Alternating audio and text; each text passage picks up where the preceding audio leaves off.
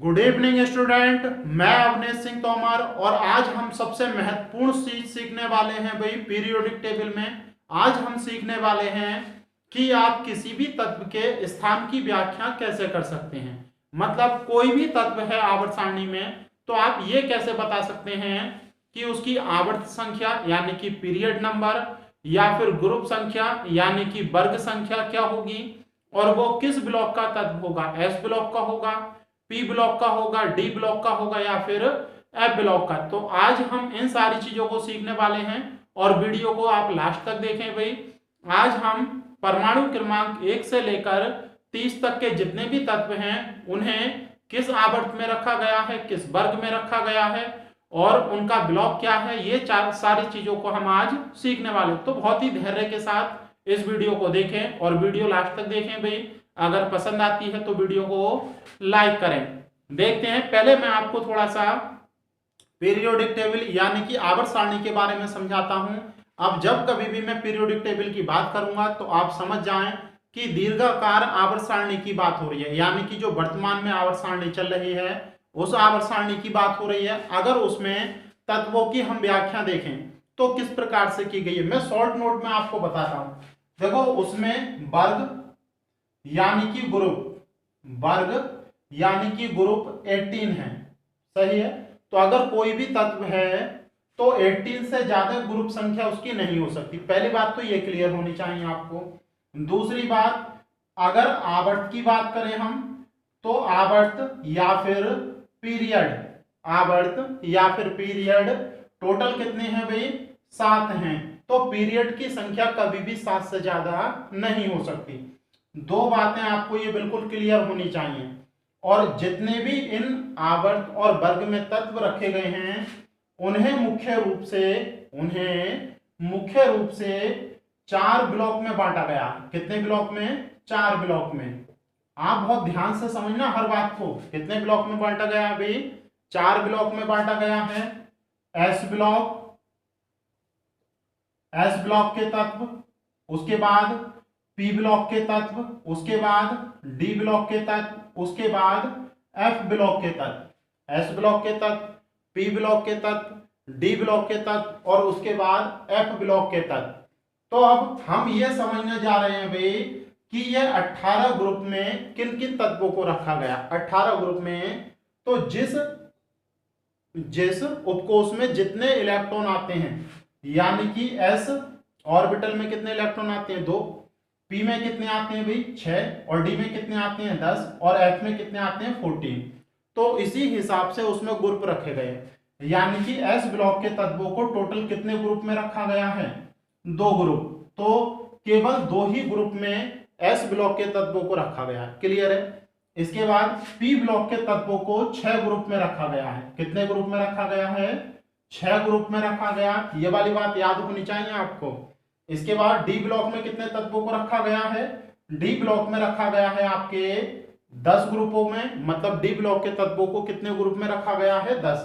तो टोटल कितने हो गए, 2 वर्ग एस ब्लॉक के तत्वों के हो गए, 6 वर्ग पी ब्लॉक के तत्वों के हो गए, 10 वर्ग डी ब्लॉक के तत्वों के हो गए, टोटल 18 हो गए। और हैं भी कितने, 18। यानी कि एफ ब्लॉक के तत्वों को वर्गों में नहीं रखा गया है, यानी कि आवर्त सारणी में नहीं रखा गया है।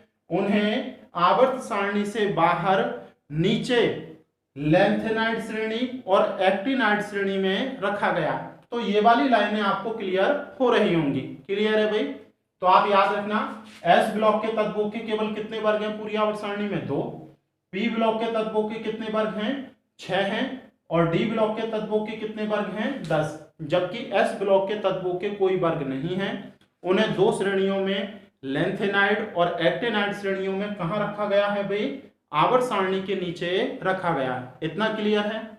अब देखो आवर्त सारणी का स्वरूप कैसा है वो थोड़ा सा मैं आपको समझाता हूं कि और क्या क्या चीजें आपसे पूछी जा सकती हैं। तो पूछा जाएगा भाई ये सारा कुछ आपसे। इसके बाद देखेंगे, देखो अगर आप बात करें तो इस प्रकार से हम 18 वर्ग मानकर चल सकते हैं। आप ये मानकर चलें ये टोटल 18 वर्ग हैं भाई, सही है। ये पहला वर्ग यानी कि ये पहला वर्ग, इसके बाद दूसरा, तीसरा, चौथा, पांचवा, छठा, सातवां, आठवां, नौवां, 10वां, 11वां, 12वां, 13वां, 14वां, 15वां, 16वां, 17वां और ये 18वां। तो ये टोटल 18 वर्ग हैं। इन 18 वर्ग में तत्वों को रखा गया है। सबसे पहले वर्ग में तत्व जो रखे गए हैं हाइड्रोजन। सही है, पूरी आवर्त सारणी देख रहे हैं भाई हम। सबसे पहले वर्ग में hydrogen, lithium, sodium, potassium, rubidium, caesium और फ्रांसियम, ये तत्व रखे गए हैं। क्लियर है भाई। तो ये 7 आवर्त हो गए, आप देख सकते हैं। टोटल कितने आवर्त हैं? 1 2 3 4 5 6 और 1 7। टोटल कितने आवर्त हो गए? 7। इसके बाद देखेंगे, देखो यहां पर तत्व रखे गए हैं आपके, ये हैं पूरे। यहां पर है helium, neon, argon, krypton, xenon और रेडान। तो एक नीचे बच जाता है भाई, ये खाना नीचे एक तत्व और है, तो उसकी बात हम नहीं कर रहे। टोटल ये भी 7 हैं। तो इस प्रकार से तत्व हैं। इसके बराबर में यहां पर रखे गए हैं, देखो यहां पर तत्वों को रखा गया है भाई। तो आपको ध्यान रखना है, ये रखे गए हैं beryllium, magnesium, calcium, strontium, barium और रेडियम। तो इस प्रकार से इन तत्वों को रखा गया। इसी प्रकार से इधर हैलोजन है भाई, इधर हैलोजन रखी हुई हैं, जैसे फ्लोरीन, क्लोरीन, ब्रोमीन, आयोडीन, एस्टेटीन और एक और है नीचे को तत्व। तो इस प्रकार से आवर्त सारणी में तत्वों को विभाजित किया गया है, आपको याद रखना है। इससे पहले ये देखो मैं बना देता हूं, ये आपके हो गए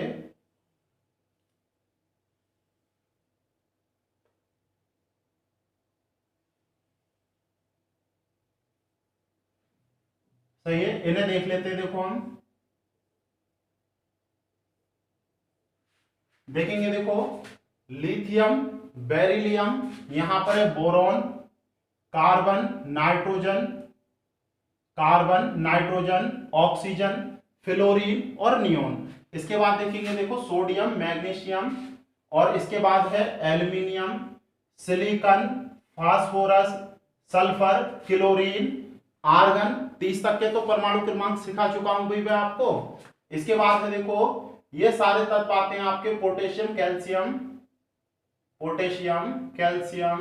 ये थोड़ा सा ऊंचा बन गया है भाई, इस प्रकार से जोड़ दें इसे। सही है, इस प्रकार से जोड़ दें, ऊंचे नीचे हो गए थोड़े से ये। तो इस प्रकार से ये पूरी आवर्त सारणी आप देख सकते हैं। इस प्रकार से ये पूरी आवर्त सारणी आप देख सकते हैं भाई। ये है पूरी की पूरी दीर्घाकार आवर्त सारणी। आप समझ जाएंगे हर एक बात को। अभी देखो calcium, scandium, titanium, vanadium, chromium,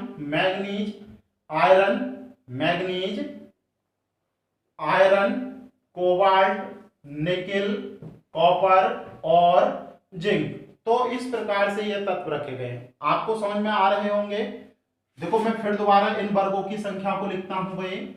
ये पहला वर्ग, ये दूसरा वर्ग, ये तीसरा वर्ग, ये चौथा, पांचवा, छठवां, सातवां, आठवां, नौवां, 10वां, 11वां,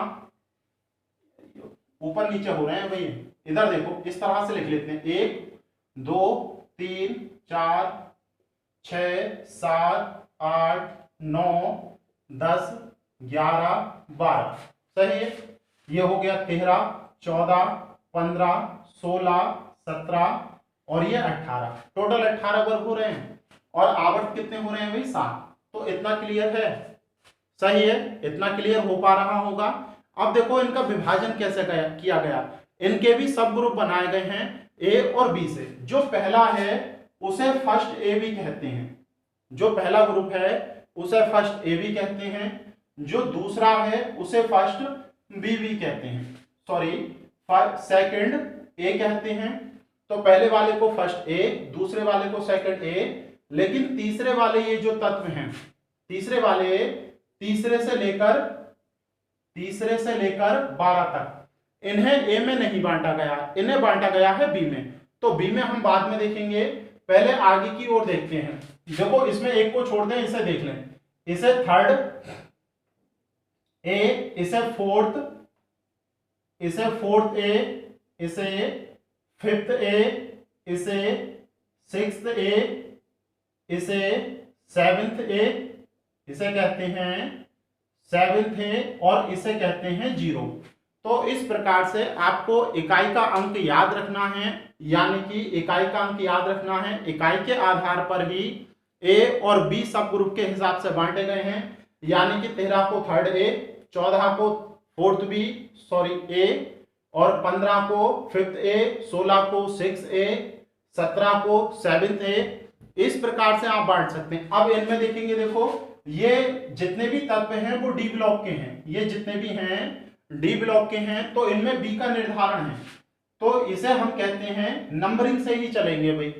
जैसे तीसरे को थर्ड बी कहते हैं, तीसरे को थर्ड बी, चौथे को कहते हैं फोर्थ बी, पांचवें को कहते हैं फिफ्थ बी, छठे को कहते हैं सिक्स बी, सातवें को कहते हैं सेवेंथ, ऊपर लिख देता हूं मैं, सेवेंथ बी, और 8th नंबर में याद रखेंगे, मोस्ट इंपोर्टेंट क्वेश्चन ये बनता है आपका कि 8वें वाले यानी कि 8th बी, इसे आप कहोगे 8th बी में कितने वर्ग हैं? तो 8th बी में केवल एक वर्ग नहीं है, 8th बी में 8 से लेकर 10 तक, 8 से लेकर 10 तक, यानी कि आयरन वाला वर्ग, कोबाल्ट वाला और निकल वाला, सारे के सारे को कहां रखा गया है?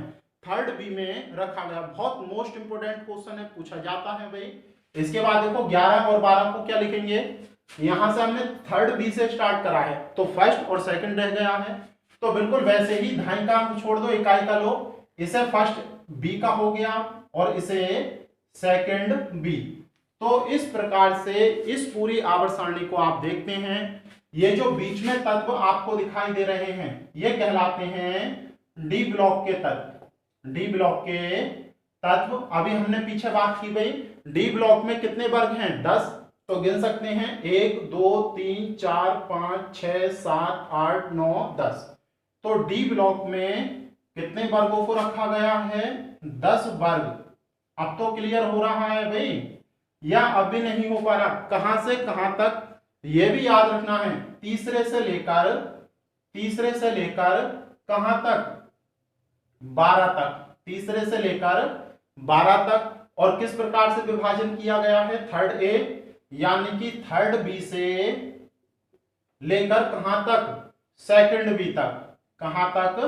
सेकंड बी तक। तो ये वाली लाइन क्लियर हुई। इसके बाद देखो ये जो तत्व आप देख रहे हैं ये वाले, ये हैं एस ब्लॉक के। दोनों वर्ग किसके हैं? क्योंकि अभी हमने बात की थी भाई एस ब्लॉक में केवल कितने वर्ग रखे गए हैं? 2। तो पहला वर्ग और दूसरा वर्ग यानी कि फर्स्ट ए और सेकंड ए एस ब्लॉक में रखे गए हैं। तो एस ब्लॉक 2 हो गए, उसके बाद 10, डी ब्लॉक के हो गए 12, बचे हुए 6 किस ब्लॉक के हैं? बचे हुए 6 पी ब्लॉक के हैं। तो आप लिख सकते हैं ये 6 के 6 कौन सा? 13वां, 14वां, 15वां, 16वां, 17वां, 18वां, ये हैं आपके पी ब्लॉक के। किसके हैं भाई? पी ब्लॉक के। तो पी ब्लॉक यहां से स्टार्ट होता है, पी ब्लॉक और यहां तक है। टोटल कितने हैं? टोटल हैं 6 वर्ग। टोटल कितने वर्ग हैं? 6 वर्ग हैं। कहां से कहां तक हैं? तो आप देख सकते हैं 13 से स्टार्ट होंगे और कहां तक जाएंगे? 18 तक, जबकि 18वें को शून्य वर्ग कहते हैं। तो अब आप इतना क्लियर हो गया। अब आपसे क्वेश्चन क्या पूछा जाए? क्वेश्चन ये पूछा जाएगा कि जिंक का आवर्त सारणी में स्थान का निर्धारण करो। कैसे? कि जिंक को किस वर्ग में रखा गया, मतलब 12वें में या फिर सेकंड बी में। क्लियर है? और किस आवर्त में आता है? तो आवर्त आप देखें ये वाला आवर्त है, तो ये आवर्त कौन सा है भाई? चौथा। कौन से आवर्त में आता है? चौथा। तो कितनी चीजें पूछी जाएंगी?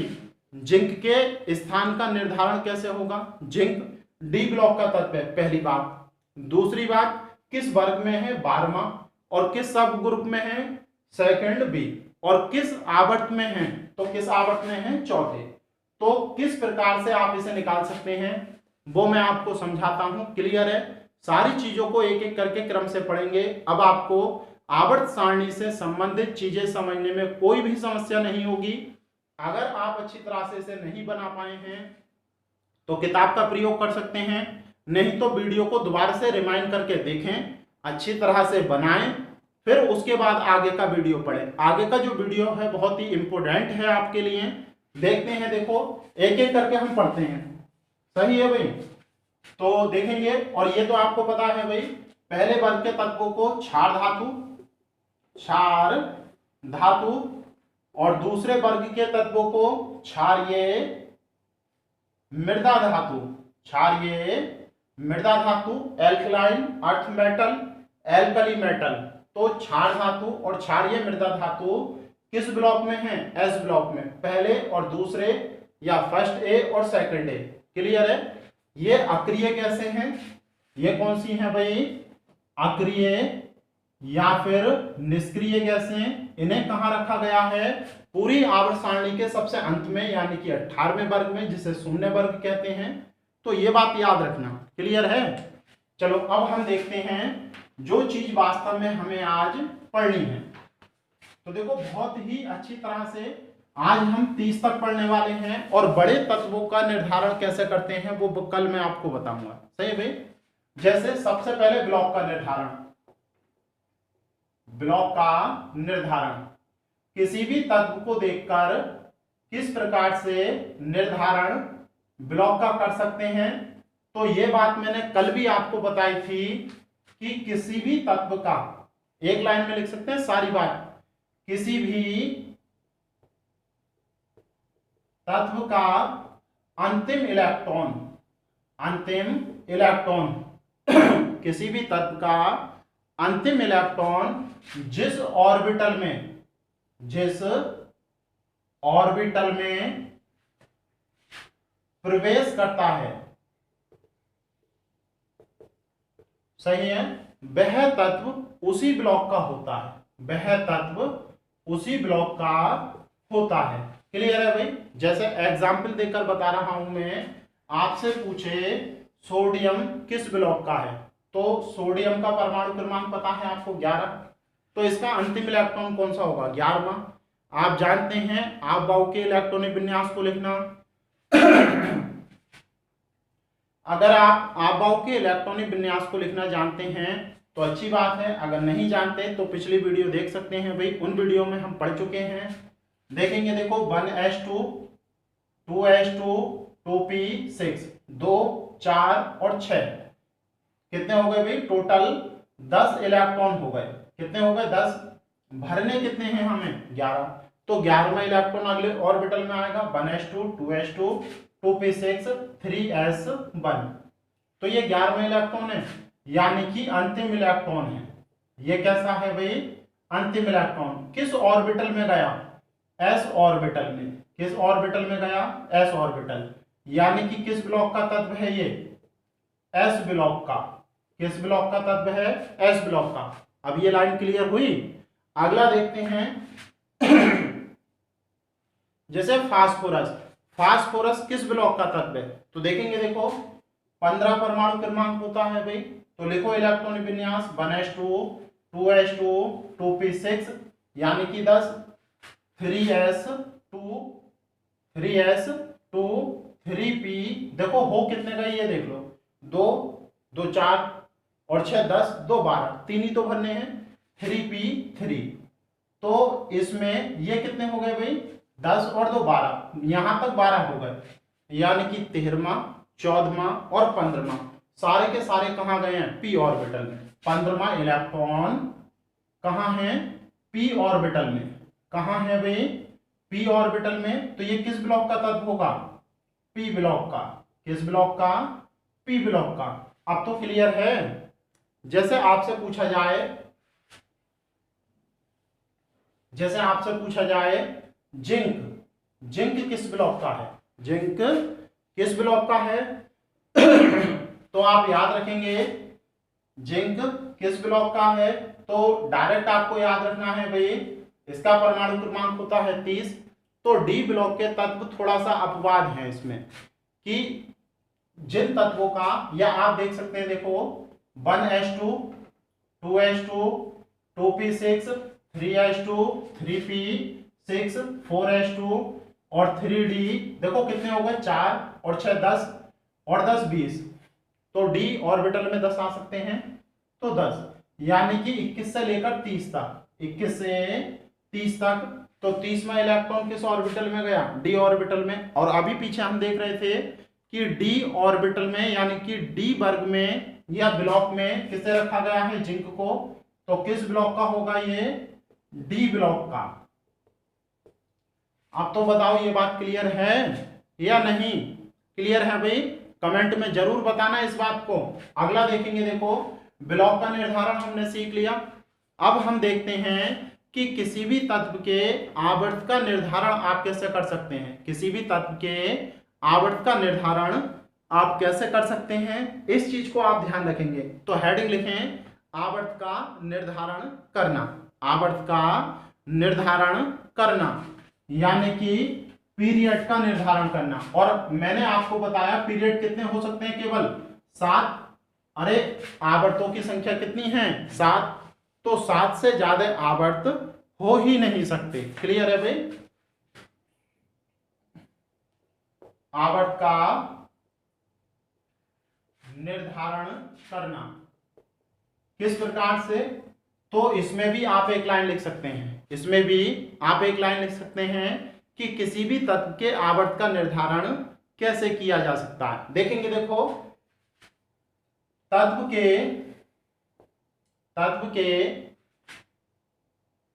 के मुख्य क्वांटम संख्या का अधिकतम मान, देखो जैसे किताबों में लिखा हुआ है, ये लाइन बिल्कुल वैसे नहीं लिखाई मैंने, आपको आसान हो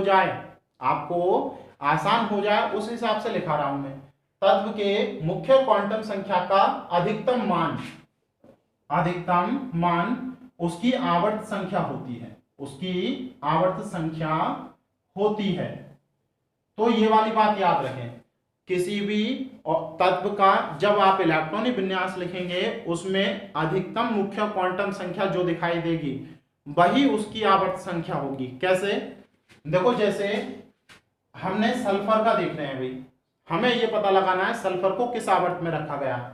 तो मुख्य क्वांटम संख्या आप जानते हैं स्मॉल n होती है, क्या होती है, स्मॉल n, और ऑर्बिटल से पहले लिखी जाती है। सही है, कैसे, देखो सल्फर का इलेक्ट्रॉनिक विन्यास लिखना है, सल्फर का 16 होता है परमाणु क्रमांक, आप कैसे लिखेंगे 1s2 2s2 2p6 3s2 3p4, क्या देखो 16 नहीं हो गए, 10 2 4 और 6 10 2 12 और 4 16, अरे बिल्कुल सही लिखा है इलेक्ट्रॉनिक विन्यास। क्लियर है भाई, तो आप देखेंगे ये जो होती है ये मुख्य क्वांटम संख्या होती है, ये n का मान होता है भाई, ये जो नीचे संख्या होती है ये किसका मान होता है, n का। तो याद रखना ये n का मान होता है। और मैंने क्या लिखा, किसी भी तत्व के मुख्य क्वांटम संख्या का अधिकतम मान, तो आप देख सकते हैं अधिकतम कौन सा है, 1 2 2 3 3, यानी कि अधिकतम क्या दिखाई दे रहा है आपको, अधिकतम 3, तो यही क्या होगी इसकी आवर्त संख्या, आप देख सकते हैं भाई। नहीं तो एक आसान तरीका और बताता हूं, ये आबाउ के नियम के अनुसार है, नहीं तो आप बोहर-बरी के नियम के अनुसार भी लिख सकते हैं। कैसे कि देखो सल्फर का आप लिख सकते हैं 286, तो कितने कोष हो गए, कोष की संख्या कितनी हो गई भाई 1 2 3, तो 3 इसकी आवर्त संख्या होगी, अधिकतम आवर्त ही क्या कहलाएंगे उसकी कोषों की संख्या। क्लियर है, एक दो एग्जाम्पल और देता हूं आप समझ जाएंगे भाई। जैसे आपसे पूछा जाए सोडियम, या फिर आप ये ले लो नियोन, आपसे किसका पूछा गया, नियोन, तो नियोन का परमाणु क्रमांक आप बताएं, नियोन का होता है 10, कितना होता है भाई 10। अगर इसका हम इलेक्ट्रॉनिक विन्यास लिखें तो 1s2 2s2 2p6, क्या देखना 10 नहीं हुआ है, 2 और 2 4 और 6 10। क्लियर है भाई। तो हमने क्या कहा कि जो मुख्य क्वांटम संख्या सबसे अधिक होगी वही क्या होगी उसकी आवर्त संख्या, पीरियड नंबर। तो 1 2 और ये भी 2, यानी कि मैक्सिमम कितनी है, मैक्सिमम 2 है। तो यही क्या होगा इसका पीरियड नंबर, यही क्या होगा इसका पीरियड नंबर। क्लियर है। अब बोहर-बरी के नियम के अनुसार आप देख सकते हैं, बोहर-बरी के नियम के अनुसार क्या होगा, देखो नियॉन नियॉन 2,8 तो मुख्य क्वांटम संख्या 1 और 2, मुख्य क्वांटम संख्या 1 और 2, तो मैक्सिमम कितना है 2, तो इसका आवर्त भी कितना होगा 2। तो अब तो आप समझ पा रहे हैं या नहीं समझ पा रहे, क्लियर हो रहा है भाई। अगला देखो एक दो और बताता हूं जिससे चीजें थोड़ी सी और ज्यादा क्लियर हो जाएं। क्लियर है भाई। तो देखते हैं अगला किस प्रकार से आप चीजों को एक्सप्लेन कर सकते हैं भाई। अब तो इससे ज्यादा तो आसान शायद कुछ हो ही नहीं सकता। मैक्सिमम नंबर देखना है आपको। अगर आपको लिखना आता है इलेक्ट्रॉनिक विन्यास, नहीं लिखना आता तो सीखे जरूर, बिना इसके आप केमिस्ट्री को हैंडल नहीं कर सकते भाई। देखेंगे देखो, जैसे आपसे पूछा लोहा, आपसे क्या पूछा भाई, जो लोहा है उसे किस आवर्त में रखा गया, उसे किस आवर्त में। तो आप जानते हैं लोहे का परमाणु क्रमांक कितना होता है 26। तो इसका इलेक्ट्रॉनिक विन्यास 1s2 2s2 2p6 3s2 3p6 4s2 3d 4s2 3d6 ये होता है भाई। सही है। और अभी हमने जो नियम पढ़ा उसके अनुसार मुख्य क्वांटम संख्या 1 2 2 3 3 4 3, यानी कि मैक्सिमम हमें क्या मिली, हमें मैक्सिमम मिली 4, हमें मैक्सिमम क्या मिली 4। तो यही क्या होगा इसका पीरियड नंबर, यही क्या होगा इसका पीरियड नंबर। क्लियर है भाई। नहीं तो बोहर-बरी के नियम के अनुसार लिखकर देख लो। बोहर-बरी के नियम के अनुसार यह होगा कि 2,8 2,8 और मैंने इस तरह से लिखना सिखाया था कि बाद वाले में दोबल लें, बच्चे कुछ इसमें भर दें। टोटल कितना है आपका 26, 26 में से ये 12 हो गए तो कितने बचे 14, 26 में से 12 तो 14 इसमें आएंगे 2 8 14 2, इसका सही इलेक्ट्रॉनिक विन्यास है। तो आप देख सकते हैं मुख्य क्वांटम संख्या 1 2 3 और ये 4, तो 4 ही क्या होगा इसका पीरियड नंबर, 4 ही क्या होगा इसका पीरियड नंबर। तो आप ये सारी चीजें क्लियर कर पा रहे होंगे। एक दो और बताता हूं। देखो अगर कॉपर की बात करें, हम किसकी बात करें भाई, कॉपर की, तो कॉपर का कितना होता है 29 होता है, यानी कि इसे कॉपर कहते हैं हम, या फिर तांबा भी कह सकते हैं। तो इसका इलेक्ट्रॉनिक विन्यास आप जानते हैं भाई 1s2 2s2 2p6 3s2 3p6 4s1 3d10 ये लिखते हैं हम। ठीक है, यहां पर 2 नहीं आते हैं 1, पीछे आपको सिखाया है मैंने इस बात को। तो ये है, देखो हमें क्या देखना है आवर्त संख्या यानी कि पीरियड नंबर। तो देखो मैक्सिमम मुख्य क्वांटम संख्या देखेंगे 1 2 2 3 3 4 3, यानी कि हमें ये मिली मैक्सिमम 4, मैक्सिमम संख्या क्या मिली 4। तो यही क्या होगा इसका पीरियड नंबर, यही क्या होगा इसका पीरियड नंबर। पीरियड नंबर कितना होगा 4, यानी कि चौथे आवर्त में किसे रखा गया है, कॉपर को, चौथे ही आवर्त में किसे रखा गया है, लोहे को। क्लियर है भाई। और दूसरी तरह से भी आप निकाल सकते हैं कि 2, 8, 1, 18 ये होता है, देखो सॉरी ये होता है आपका, हाँ 18 ही आते हैं भाई इसमें। देखो आप काउंट कर सकते हैं, हमें कितने करने हैं 29, तो देखेंगे 10 8 और 2 10 और 18 28 और 1 29, तो ये सही होता है। तो n का मान 1 2 3 और ये 4, तो मैक्सिमम कितनी आ रही है 4, यानी कि इसकी आवर्त संख्या कितनी होगी 4। तो इस वीडियो में हम केवल इतना ही पढ़ रहे हैं भाई। अगर इससे ज्यादा पढ़ेंगे, वर्ग संख्या को भी इसी में पढ़ेंगे, तो शायद वीडियो बहुत ज्यादा लेंथी हो जाएगा। इसीलिए अगर आपको ये वीडियो पसंद आई हो तो वीडियो को लाइक जरूर करें और ज्यादा से ज्यादा शेयर करा करें, ताकि हर एक स्टूडेंट को इन चीजों को सीखने मिले जो टीचर नहीं सिखाते भाई। ये चीजें बहुत ही ज्यादा काम की हैं आपके। तो वीडियो आपको पसंद आई होगी, लाइक जरूर करें और शेयर भी जरूर करें। अगली वीडियो में हम पढ़ने वाले हैं कि किसी भी तत्व की वर्ग संख्या आप कैसे बता सकते हैं। Thank you.